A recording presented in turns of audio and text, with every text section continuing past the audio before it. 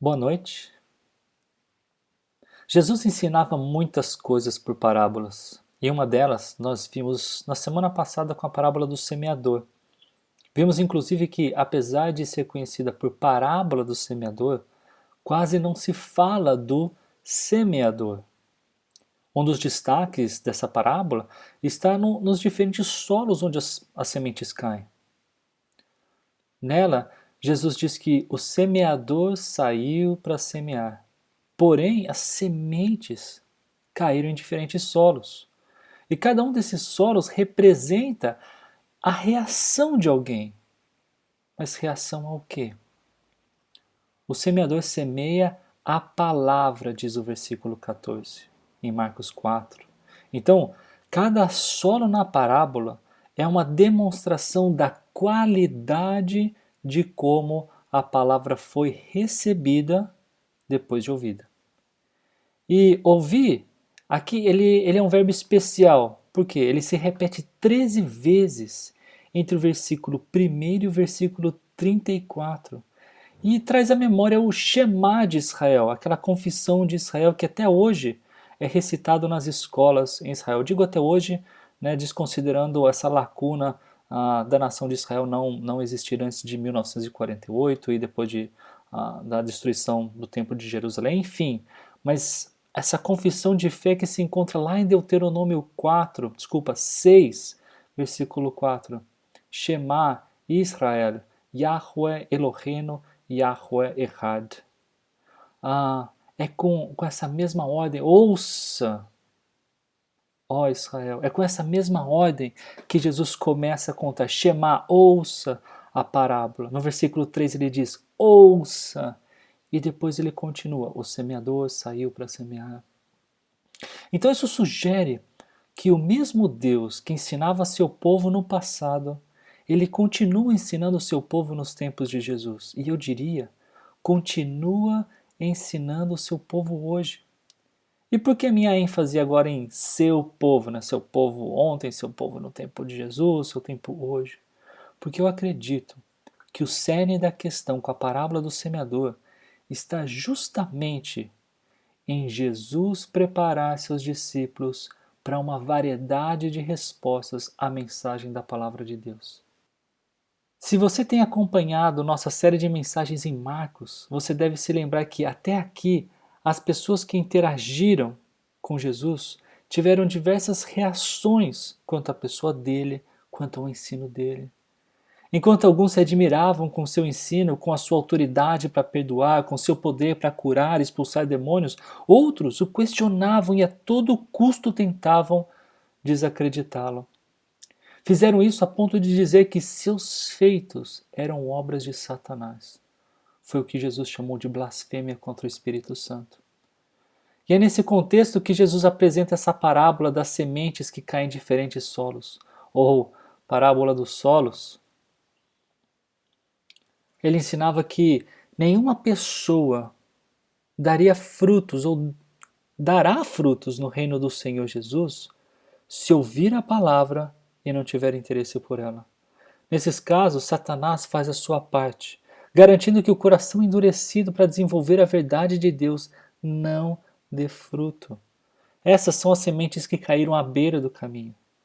Outros que ouvem a palavra e até com muita alegria acabam por rapidamente abandonar o caminho proposto por Deus. Tais pessoas amam promessas do tipo: vinde a mim todos que estão cansados e oprimidos, e eu os aliviarei. Mas detestam promessas do tipo: se me perseguirem, também perseguirão vocês, como em João 15:20. Desculpa. Ou, bem-aventurados os perseguidos, Mateus 5. Jesus diz que essas pessoas, quando sofrem perseguição por causa da palavra, logo a abandonam. Esse é o grupo de pessoas, ou grupo de sementes que caiu em terreno pedregoso. Existe um outro grupo também que ouve a palavra de Deus, mas como diz Jesus, quando chegam as preocupações desta vida, o engano das riquezas e os anseios por outras coisas sufocam a palavra. E esse grupo é o da semente que caiu entre os espinhos. E na parábola, o único solo que dá fruto É o fértil, é a boa terra, marcado por uma incrível colheita. É o grupo de sementes que caiu em terra boa. As únicas sementes que serão aproveitadas são essas, não são as que foram comidas pelos pássaros, não são as que brotaram, mas logo em seguida secaram, não são as que brotaram, mas foram sufocadas pelos espinhos. O texto bíblico diz que as pessoas representadas pelo solo fértil são aquelas que ouvem e aceitam-na. Essa palavra aceitam-na está na versão internacional, transformadora, linguagem de hoje. Esse foi o único grupo de pessoas que aceitou o que ouviu e recebeu. A revista corrigida, por exemplo, usa recebeu ao invés de aceitar. Mas o que foi que elas ouviram? A palavra. O que foi que elas aceitaram? A palavra. Queridos, isso é muito importante. O fruto que o filho ou a filha de Deus pode produzir não depende da habilidade daquele que semeia a palavra. Eu não estou dizendo isso para justificar as vezes que eu ensino a vocês e vocês não entendem nada. Claro que não. Toda vez que anunciamos o Evangelho, a palavra de Deus, nós semeamos. Eu estou fazendo isso agora. Eu fiz isso hoje de manhã com a minha família. E pode ser que nessa semana que passou você fez isso na sua família também. Talvez com seus vizinhos, no seu trabalho, com seus amigos. Eu espero que tenham feito. Se não fizeram, eu espero e desejo que façam. Mas o resultado da semeadura, do plantio, não depende do seu treino teológico. Não depende da sua eloquência. Não depende das suas técnicas de convencimento. Não depende das dicas que coaches dão. Então eu pergunto, depende do quê? Em primeiro lugar, como eu já disse, depende do solo. Não foi intuito, não é intuito dessa parábola ensinar que nós devemos preparar a terra para semear. Não era o foco de Jesus.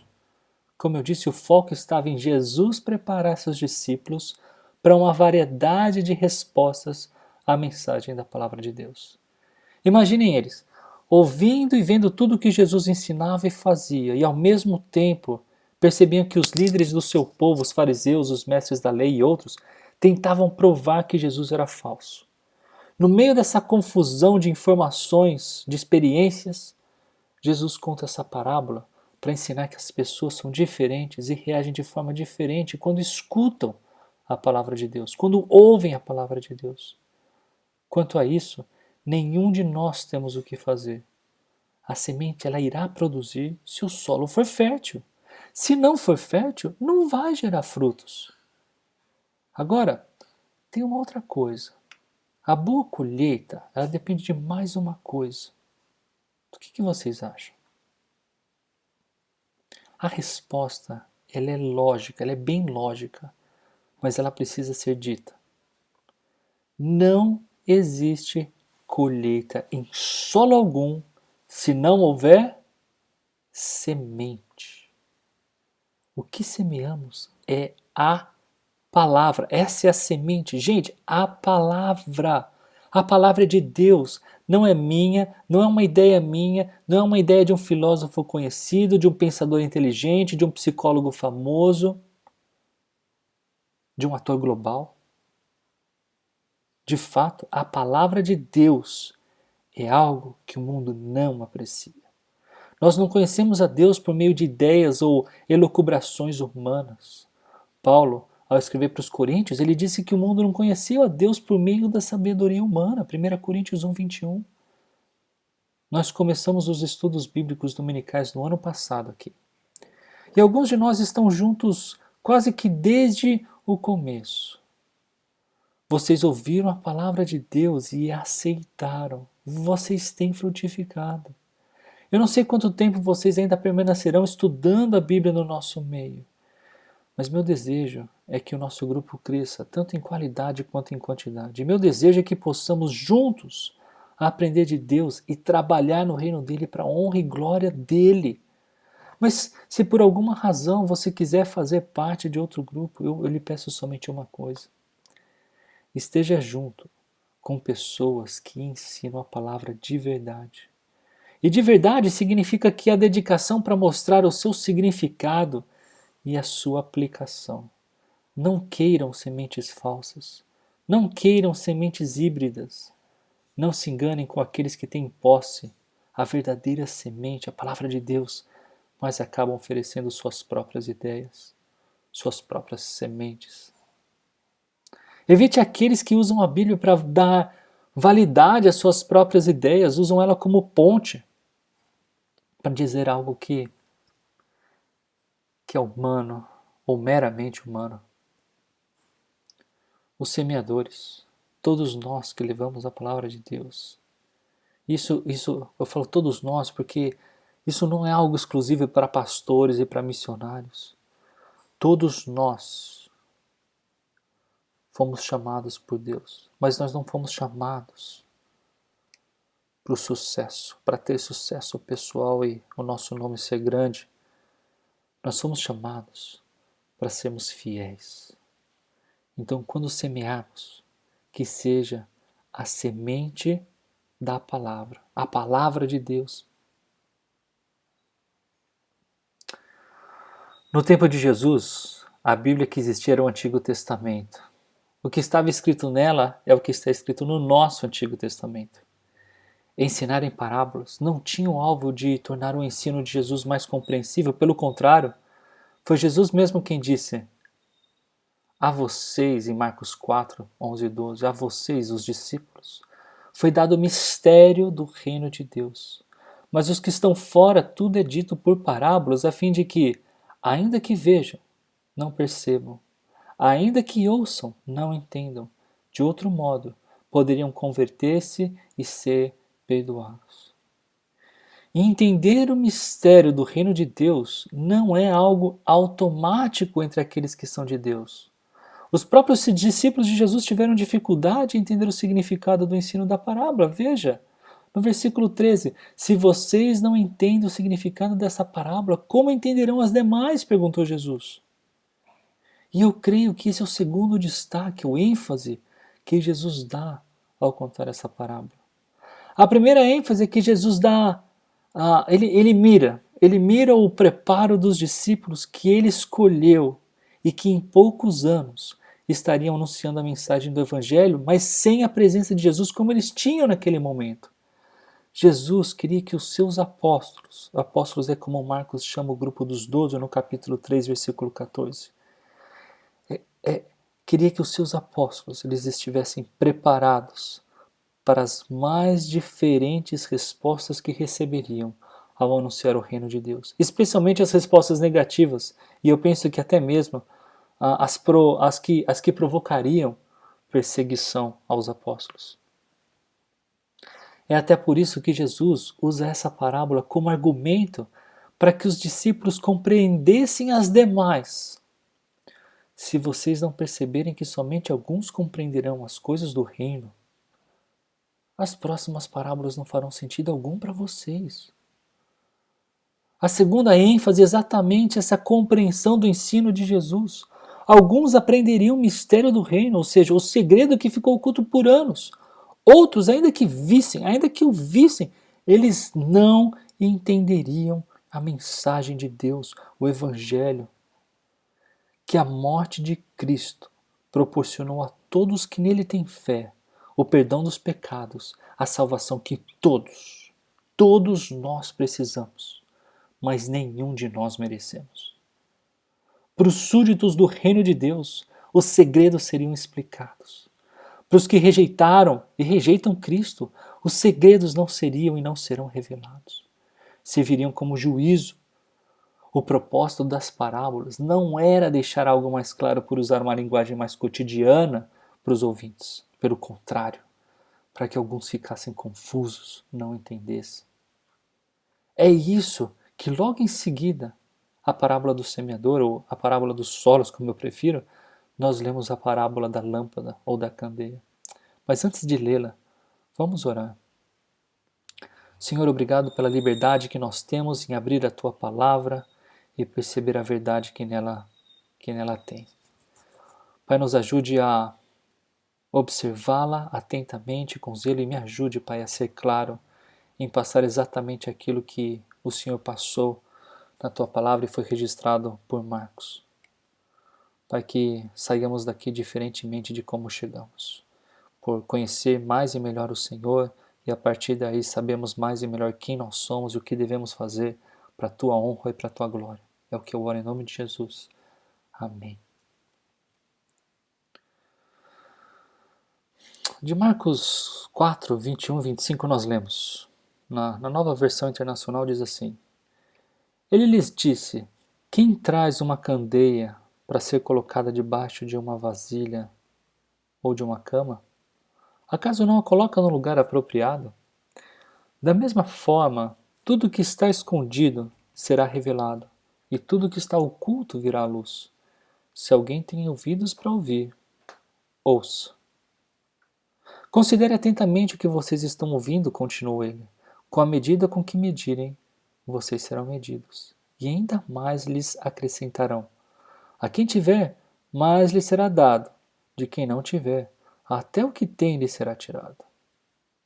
O meu objetivo na semana passada era ter vindo até aqui com vocês, mas achei prudente terminar no versículo 20 em função do tempo. Mas esses versículos fazem parte da ideia apresentada na parábola dos solos, de novo, ou do semeador. E percebam que aqui existe um destaque no tema revelação.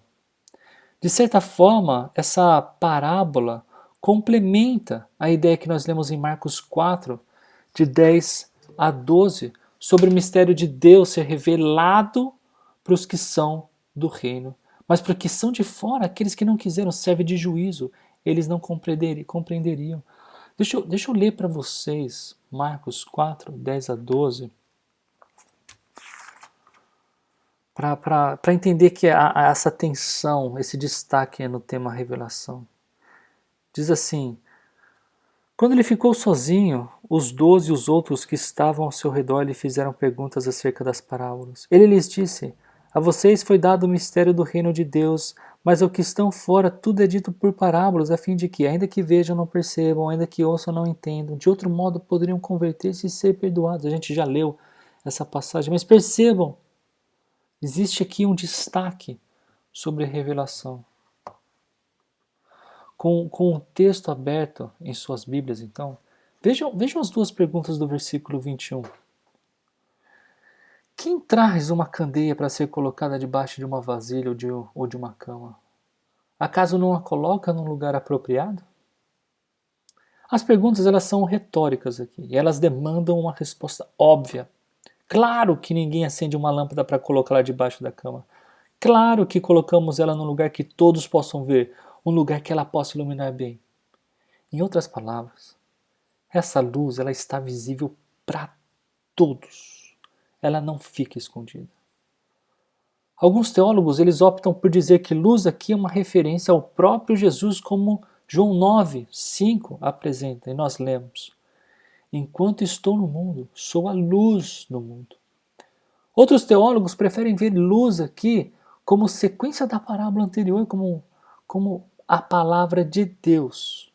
Quanto a isso, eu penso no Salmo 119, 105, que diz: A tua palavra é lâmpada que ilumina os meus passos e luz que clareia o meu caminho. Seja o próprio Jesus, seja a palavra de Jesus, essa lâmpada, essa candeia é visível a todos, ela não fica escondida, todos de alguma forma a veem. E não é por menos que Paulo, ao escrever para os Romanos, ele disse: Pois desde a criação do mundo, os atributos invisíveis de Deus, seu eterno poder e sua natureza divina, têm sido vistos claramente. E todo homem, toda mulher é indesculpável perante essa natureza em que vivemos, perante um mundo que em detalhes revela a Deus. E essa luz, ela é de fato tanto o próprio Jesus quanto a sua palavra. João, no capítulo 1 do seu evangelho, ele diz assim: No princípio era aquele que é a palavra. E olha quem é a palavra. Ele estava com Deus e era Deus. Ele estava com Deus no princípio. Todas as coisas foram feitas por intermédio dele. Sem ele, nada do que existe teria sido feito. Nele estava a vida. E esta era a luz dos homens. A luz brilha nas trevas e as trevas não a derrotaram. Essa luz, essa palavra, o próprio Cristo, ele está disponível para todos.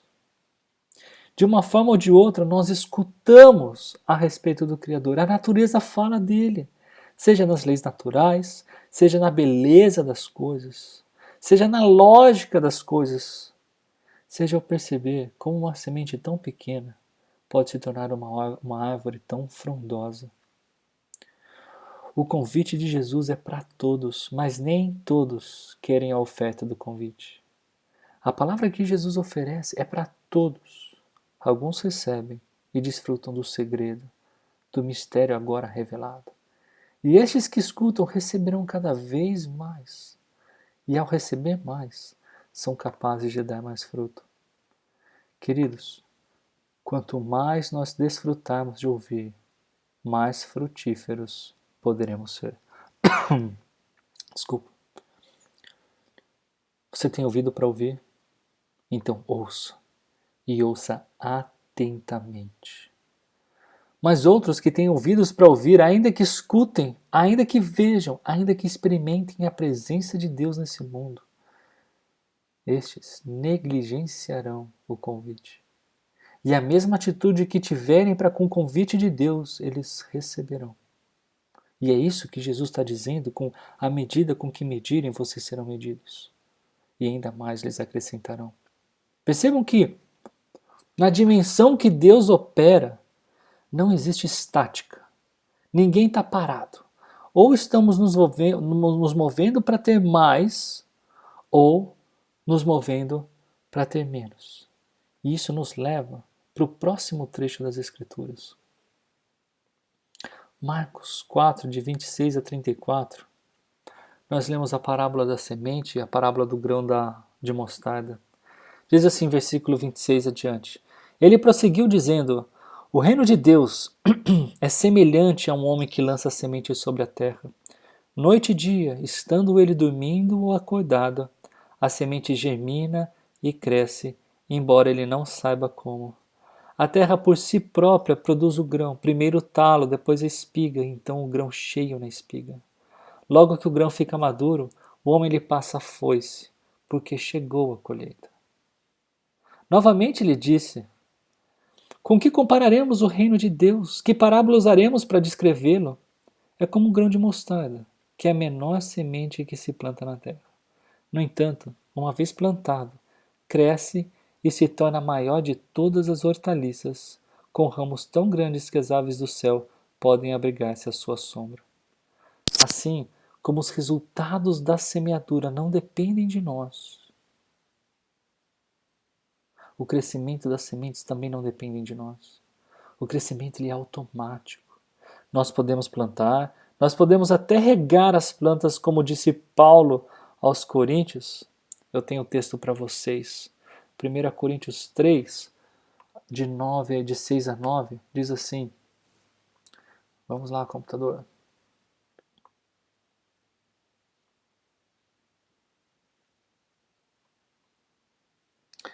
Eu plantei, Apolo regou, mas Deus é quem fez crescer, de modo que nem o que planta, nem o que rega são alguma coisa, mas unicamente Deus que efetua o crescimento. O que planta e o que rega tem um só propósito, e cada um será recompensado de acordo com o seu próprio trabalho. Pois nós somos cooperadores de Deus, vocês são lavoura de Deus, edifício de Deus. Deus, ele opera de forma incompreensível à mente humana. Na parábola de Jesus, disse que o homem que plantou não sabe como a semente germina e cresce. Além disso, o crescimento ele é automático. Desculpa. Não depende da ajuda humana. Entenda que Deus opera soberanamente, mirando a transformação de cada um de nós que ouvimos e aceitamos a oferta daquele que é a luz do mundo, daquele que possui a única palavra capaz de transformar morte em vida. Quem é esse?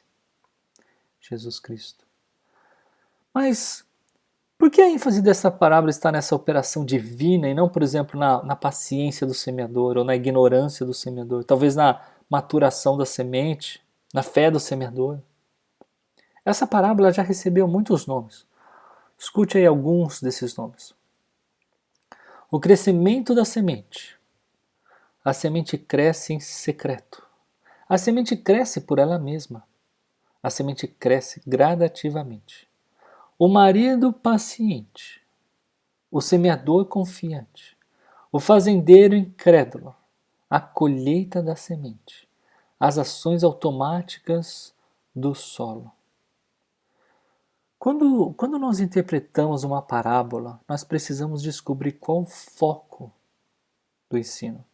E aqui, por exemplo, o fato do fazendeiro ter usado uma foice e não outro instrumento, será que é relevante? Será que eu posso ou devo usar todos os detalhes de uma parábola para chegar à verdadeira razão pela qual Jesus ensinou a parábola? Eu não pretendo fazer isso em outras vezes, mas eu quero mostrar uma forma de se fazer isso, visto que nós estamos lidando com um texto aqui, um texto inspirado por Deus, mas um texto. E eu quero dar uma ideia a vocês de como eu chego à conclusão de qual o cerne da questão que Jesus está ensinando. Olha só. Existe no texto algo deliberado do autor. Ele começa falando da semeadura, fala da atividade do homem, então fala da atividade da semente. E depois ele apresenta a incompreensão do homem e como a semente automaticamente se forma. Isso bem no centro dessa estrutura textual, que não é por acaso. Olha, ele continua, depois ele vai falar da atividade da semente, vai falar da atividade do homem e vai terminar com o resultado da semeadura. Então perceba que textualmente está em destaque essa incompreensibilidade humana e o processo automático do crescimento, que eu estou chamando aqui de atividade de Deus. É Deus que sabe como tudo acontece. E Ele não somente sabe, como é Ele quem faz que os frutos apareçam, cheguem. Ao discípulo de Deus, cabe que ele seja receptivo à palavra de Deus. E uma vez receptivo, ele frutificará conforme Deus quiser, debaixo da superintendência dele. Lutero, ele escreveu: eu simplesmente ensinei, preguei e escrevi a palavra de Deus. Em certo sentido, eu não fiz nada. Enquanto eu dormia e bebia em Wittenberg, com meus amigos Filipe e Nicolau, a palavra grandiosamente enfraqueceu o papado de tal forma que nenhum príncipe ou imperador nunca sentiu tanta perda. Eu não fiz nada. A palavra fez tudo. A segunda parábola do grão de mostarda, acompanhe em suas Bíblias, também encoraja os discípulos a frutificarem. Se é Deus quem faz, desde que eu permaneça receptivo à palavra dele, então o que eu produzir será em conformidade com a vontade de Deus e servirá para o reino dele. E uma vez que a semente é plantada, ela cresce a ponto de se tornar abrigo para as aves. E isso nos remete a pensar no que o profeta Ezequiel escreveu. E em 17:23 ele diz: nos montes altos de Israel eu plantarei. Ele produzirá galhos e dará fruto e se tornará um cedro viçoso. Pássaros de todo tipo se aninharão nele, encontrarão abrigo à sombra de seus galhos. E em 31:6, todas as aves do céu se aninhavam em seus ramos, todos os animais do campo davam à luz debaixo dos seus galhos. Todas as grandes nações viviam à sua sombra. E nesses textos, o contexto indica que o domínio de Deus se torna um refúgio para os perdidos e lugar para a reunião das nações. Perceba então que o humilde trabalho do discípulo em ser receptivo à palavra de Deus é esse elemento humano no papel de se tornar frutífero, que nunca deve ser subestimado quanto à sua significância futura. O grão de mostarda ele pode representar quão imperceptível ou depreciado o impacto inicial do discípulo pode ser. O que começou lá na Galileia, essa região tão desprezada pelos líderes judeus, um dia se tornaria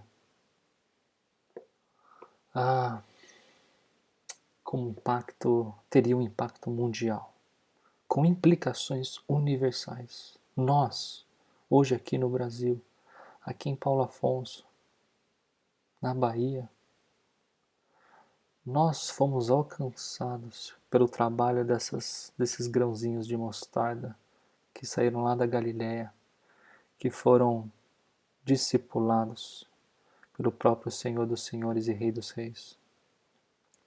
Como a incrível colheita dada pela semente que caiu em terra fértil, na parábola dos solos, na parábola do semeador, essa pequena semente ela pode se tornar algo enorme por causa do poder de Deus e em prol do reino de Deus. Me desculpe.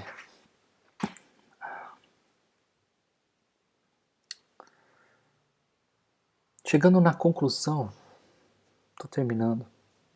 Se você, esse solo, que ouviu a palavra de Deus e aceitou a proposta dele, de que por meio de Jesus nós podemos ser perdoados de nossos pecados, que sua ressurreição resulta na nossa ressurreição, que a vida dele resulta na nossa vida eterna, então continue sendo receptivo à palavra dele. Isso é o que lhe cabe. Essa é a ação que você precisa manter em mente. Você tem ouvido? Então ouça. Você tem ouvido, meu amigo, minha amiga? Ouça Deus, leia a palavra de Deus e, como o salmista diz, medite de dia e de noite nela. Aquele que faz isso, continua o salmista no Salmo 1, dá fruto no tempo certo e suas folhas não murcham. É tentador pensar que minhas ações contribuem, ajudam a Deus no seu reino. De fato, elas contribuem. Mas, porém, entretanto, todavia, é à medida que eu busco a Deus. Minha contribuição acontece à medida que eu deixo a palavra de Deus, o próprio Jesus Cristo, trabalhar na minha vida. Os frutos que eu ou vocês produzem são gerados pelo próprio Senhor. E Jesus termina esse trecho dizendo em Marcos 4, 33 e 34. Com muitas parábolas semelhantes, Jesus lhes anunciava a palavra, tanto quanto podiam receber. Não lhes dizia nada sem usar alguma parábola. Quando, porém, estava sós com seus discípulos, explicava-lhes tudo. Queridos, não se enganem. É a palavra de Deus que produz crescimento e fruto. Às vezes, ela é difícil de compreender.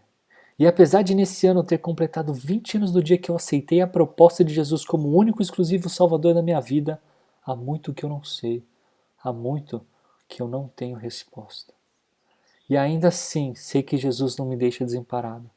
Quando ele estava a sós com os discípulos, Jesus explicava as parábolas. Para mim e para todos nós, Jesus nos deu o seu Espírito, que habita em cada um de nós que creu nele.